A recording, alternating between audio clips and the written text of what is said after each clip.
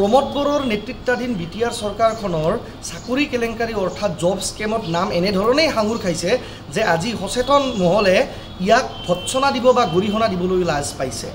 হয়, সদ্যহতে তৃতীয় বৰ্গ আৰু চতুৰ্থ বৰ্গ অৰ্থাৎ থাৰ্ড গ্ৰেড আৰু ফ'ৰ্থ গ্ৰেডৰ চাকৰিৰ যি ফলাফল ঘোষণাক লৈ এক ব্যাগম প্ৰতিক্ৰিয়া সৃষ্টি হৈছে বিটিচিৰ সচেতন মহলত।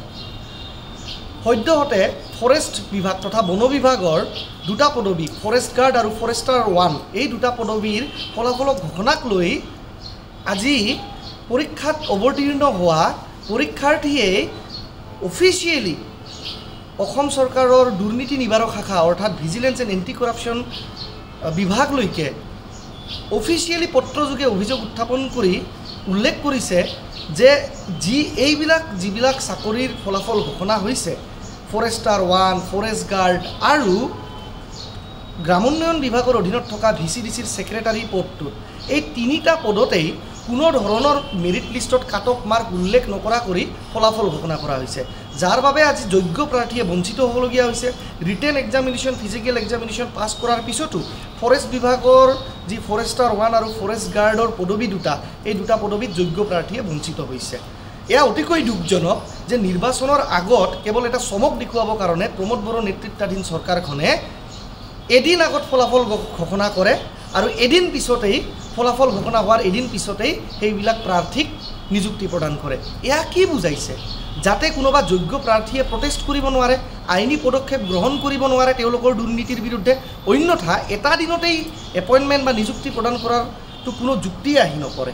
দিছ is a total violation of মানে ৰিক্ৰুটমেণ্ট গাইডলাইনছ।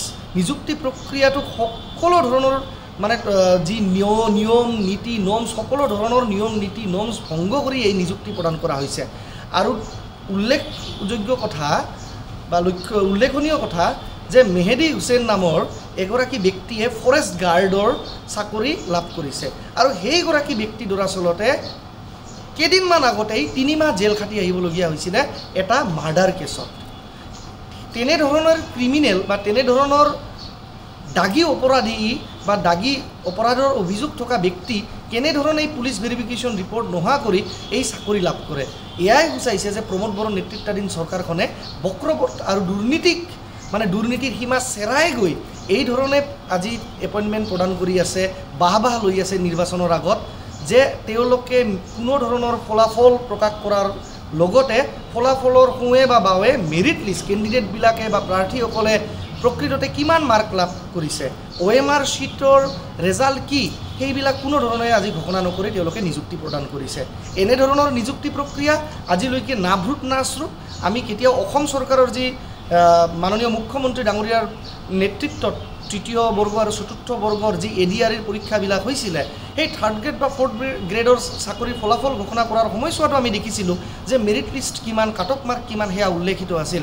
কিন্তু merit list cut off mark নজনোৱাকৈ কেনেধৰণে মানুহক চাকৰিত জানো নিযুক্তি প্ৰদান কৰিব পাৰে?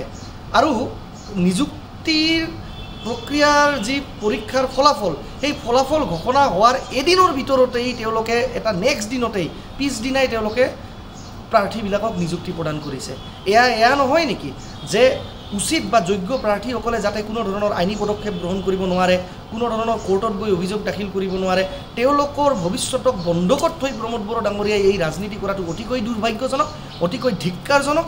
আৰু মই বিচাৰোঁ, আমি সচেতন যুৱক মহলে বিচাৰোঁ যে যিহেতুৱে এই নিযুক্তি প্ৰক্ৰিয়াৰ দুৰ্নীতিক সন্দৰ্ভ কৰি বা এই নিযুক্তি প্ৰক্ৰিয়াৰ দুৰ্নীতিক উল্লেখ কৰি অসম চৰকাৰৰ গৃহ বিভাগ তথা ভিজিলেন্স আৰু এণ্টি কৰাপশ্যন দুৰ্নীতি নিবাৰক শাখালৈকে অভিযোগ উত্থাপন কৰা হৈছে, এয়া অতি সোনকালে ক্ষিপ্ৰতাৰে তদন্ত কৰিব লাগে আৰু যি নিযুক্তি প্ৰক্ৰিয়াৰে এই অবৈধ প্ৰাৰ্থীসকলক নিযুক্তি প্ৰদান কৰিছে তেওঁলোকক অতি শীঘ্ৰে চাকৰিৰ পৰা বৰ্খাস্ত কৰিব লাগে। আপুনি বিচৰা বাতৰি পাব কেৱল নিউজ 18 এপত। নিউজ 18 এপ ডাউনলোড কৰিবলৈ স্কেন কৰক এই QR code. Google Play Store তো পাব এই নিউজ 18 এপ।